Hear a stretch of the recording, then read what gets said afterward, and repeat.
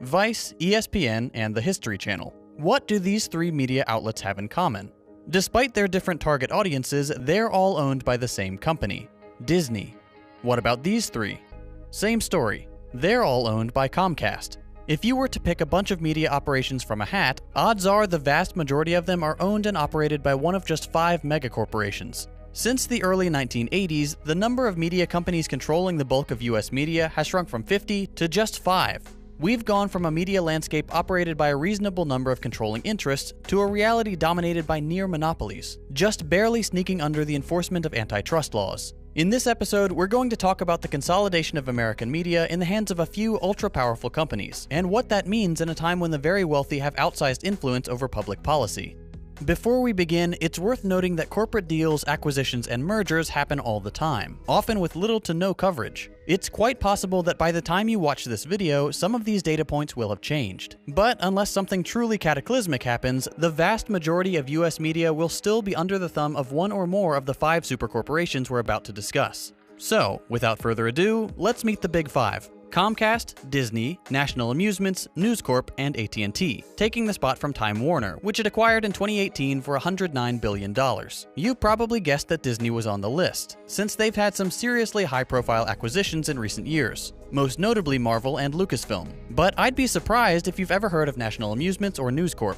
These incredibly bland names and their lack of public-facing operations are intentional. Why draw attention to yourself as one of a tiny number of corporate behemoths when people only care about a select few of your properties? Whether you're watching CBS News, scrolling through GameSpot, or reading a book published by Simon & Schuster, you're padding the enormous wallet of National Amusements. And you'd never suspect that these 3 very different operations are run by the same company. The same goes for News Corp. They own National Geographic, Fox News, and HarperCollins. Altogether, the Big 5 are worth over $400 billion, controlling something like 90% of all US media, including news networks, Hollywood movie studios, and print publications, and they reach nearly 100% of all US households. And, fun fact, much of the remaining 10% is owned by only slightly less giant multi-billion-dollar corporations, like Sinclair, which, as you may remember, got itself into hot water by blasting out a propaganda broadcast over hundreds of local US news channels. One-sided news stories plaguing our country. So, how exactly are they allowed to do this? Surely having just 5 companies dominate the nation's media is considered monopolizing, right?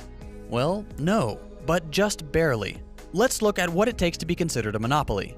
In order to be considered a pure monopoly, a single company has to have complete control over a market containing a good or service with no close substitutes. So, there you go. Since there are 5 large corporations that share the US media market, none of them qualify as a monopoly. But you don't have to be classified as a pure monopoly in order to wield monopolistic power. With such a massive concentration of wealth and power in the hands of so few, it all but ensures that smaller operations never have the chance to succeed. Unless you count the very American concept of success, which is building a company just large enough to get bought out by one of the big players. What we see in the US media landscape is more of an oligopoly, complete control spread across just a handful of powerful groups. There's so much interplay and deal-making within these 5 megacorporations that in effect, they are a monopoly in every sense but the legal one. For example, it's not uncommon to see one of the Big 5 hold a massive stake in a property owned by another of the Big 5. But if there were so many more media corporations as recently as the 1980s, how did we get to the dystopian, all-powerful corporate landscape we see today? To make a long story short, it all boils down to the passing of the 1996 Telecommunications Act.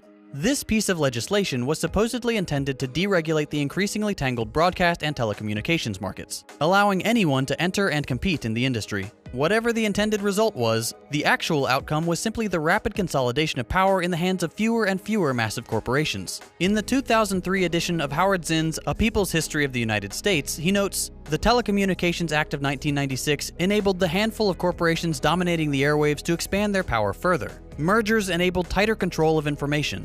He was right, and it only got worse. The decade before the Telecommunications Act, 50 companies controlled the majority of the media landscape.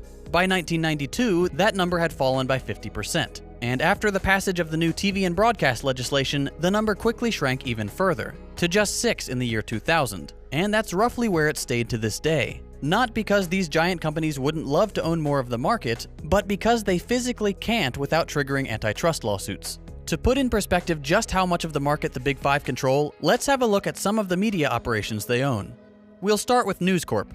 Rupert Murdoch's empire owns Fox, including all of its branches like Fox Sports and 20th Century Fox. It owns FX, GQ, The Wall Street Journal, Sky News, HarperCollins Publishing, The New York Post, National Geographic, Zondervan, MarketWatch, and countless others. National Amusements owns CBS and its branches. It owns Paramount, Nickelodeon, MTV, BET, GameSpot, VH1, Comedy Central, The Smithsonian Channel, Spike, Showtime, Simon & Schuster, Game FAQs, CNET, and Viacom, once a major player in the media world itself before being consumed.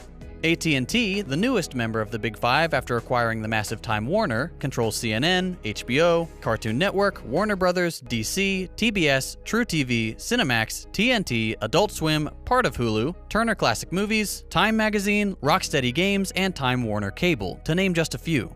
Comcast, which has a well-deserved reputation as a thoroughly evil corporation, owns NBC, MSNBC, USA Network, Sci-Fi, Fandango, Universal Pictures, Focus Features, Working Title Films, Rotten Tomatoes, Bravo, Oxygen, Big Idea, part of Hulu, MLB Network, NHL Network, and dozens of internet ventures. And finally, everyone's favorite family-friendly corporate overlord, Disney.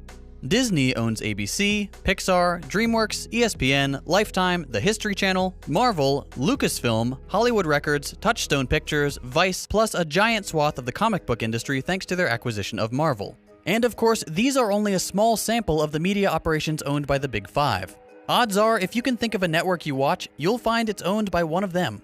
The one main exception you may have noticed is Netflix. Netflix, while not outright owned by any of the Big Five, is owned in part by a number of large interests, some of them very shady, like the well-known BlackRock, the world's largest shadow bank. So really, no matter what your network preferences, you're only being offered the illusion of choice. In reality, almost everything we watch or read, whether on TV, online, in theaters, or on the pages of a book, newspaper, or magazine, is just a tentacle of the enormous kraken that is the corporate media landscape. No matter what perspectives these outlets offer, remember that they're all owned by the same ultra-wealthy business interests, and they have their own agenda. The Big Five own all the major news networks, and the messages they put out are designed to reinforce the status quo, peddling minor aesthetic disagreements and diverting attention away from serious societal problems. This is simply the natural conclusion of the hyper-capitalist system we have in the United States. Powerful companies will grow larger and larger, consuming smaller companies that can't compete, acquiring more and more properties until they've reached the very limit of what could be considered legal, thereby dodging antitrust laws and maintaining the maximum amount of power, profit, and cultural significance. And this is only one area of the American market. Every other aspect of American life is becoming similarly consolidated, from pharmaceuticals to energy to manufacturing. The threat of the monopolization of every area of modern life is real, and its consequences could be disastrous and far-reaching, except for those pulling the strings at the very top.